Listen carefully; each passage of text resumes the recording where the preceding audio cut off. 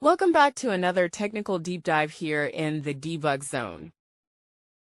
Today we're tackling a big question and breaking it down with insights from other users. Hopefully this clears up some misconceptions and helps you get the answer you need. So buckle up, stay a little curious, and let's jump right in.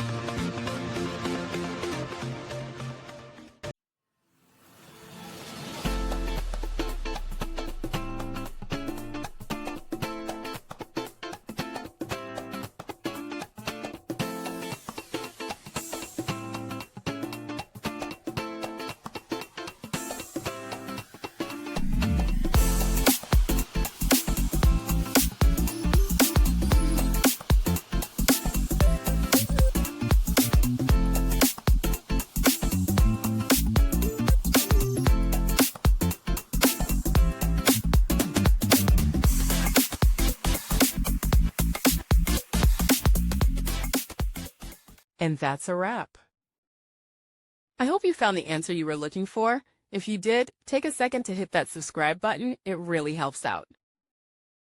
And let me know in the comments which solution worked best for you.